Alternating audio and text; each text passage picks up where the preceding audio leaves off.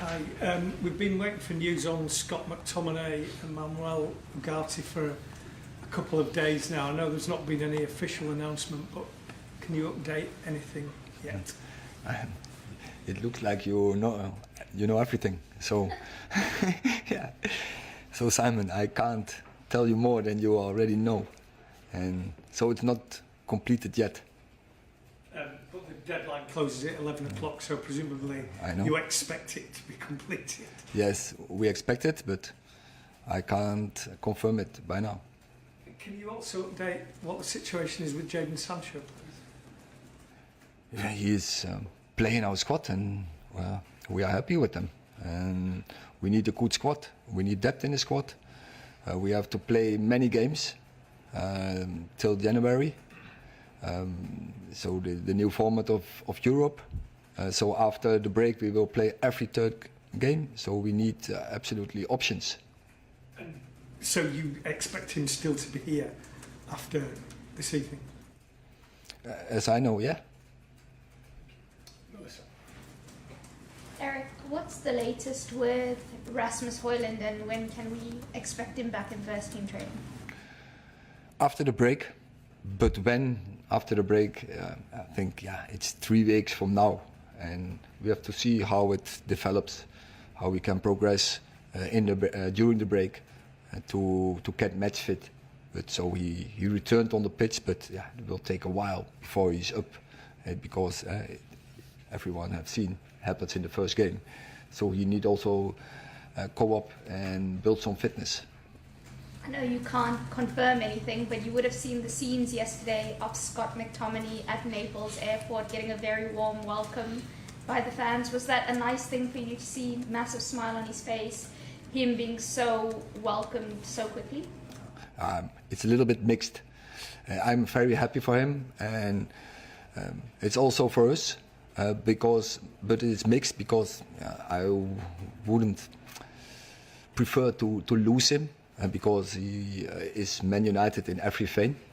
He was so important for our team, for Manchester United. He was here for over 22 years, but unfortunately it's the rules, and we have to discuss the rules when you have to do sales, and then obviously homegrown players, so academy players, they bring more value, and that's not the right thing to do. But I think for everyone, for all parts, it's a good deal. For Scott, he's happy with it. Of course, for Napoli, very good play, but also for us. Erik, looking ahead to this weekend, then, what is the team news heading into Liverpool? What do you mean with team news? You wanna have a lineup?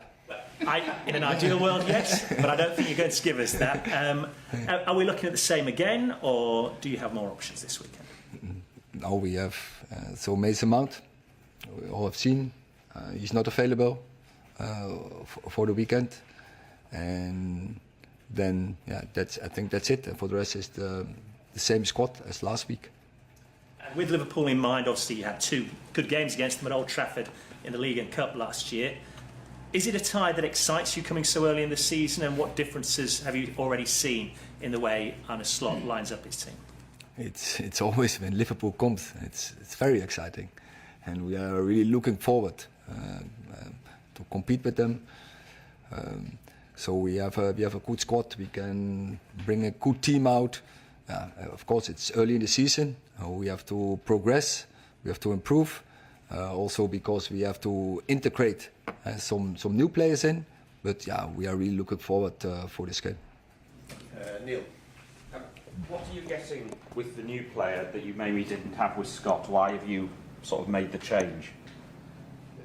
With the new player, to make the change, I think you can't. It's not a comparison. It's not that you can compare those 2 players, because they are different players. But so we had 3 number 10s, and we didn't have any more holding midfielders apart from we had 1. So that is the idea behind. Erik. Dan Ashworth said at the UEFA draw regarding the transfer window, let's see what happens. The window's still open. We have some conversations going on. Do you think there'll be any more incomings, or do you think the next player will be the final player to come in? It's what Dan has said everything. So I don't have to go into this because it's already said. So I think we always look for opportunities to bring out the best squad we can have. Just for this weekend, Marcus Rashford's got a very good record against Liverpool, but he had some criticism from Alan Shearer last week. You took him off just after Ahmad scored. Is he lacking confidence? I know you said a couple of weeks ago he wasn't, but he's had some good chances this season and not taken them. Everyone gets criticism from you guys. Doesn't matter what we are doing. If we are winning, if we are losing, if I take a player off, then it's a conclusion. I'm not happy with him. I was very happy with Rassi in pre-season against Fulham, also against Brighton. It was not because that I took him off because his performances or his level was not right. No, we have to rotate, and we have good players on the bench as well. You bring new energy to win the game, and there will be a rotation. And that if then there's the conclusion a player is not performing, can be sometimes, but definitely it wasn't in this case. So stupid analyze in this case from a pundit. Hi Erik, you talked about the no good culture that you inherited when you first came here and all the work that you've had to do behind the scenes and the work that continues to go on with the structure and everything. With regard to Liverpool, do you think in a way Arne Slot's had it easier than you coming into a club that finished third, the structure was already in place, the players were there? Has he had it easier than you to sort of slot in, whereas you've had to do so much more work behind the scenes to get this squad and this club back to where you want it to be? That's why that was one of the reasons I want to come here to have this challenge. I knew on forehand this is most difficult what I could ever do in life, and to come in a club where are a lot of problems which we had to sort because I inherited a history from 6 years, no trophies, and that meant that the dressing room, the qualities were not right.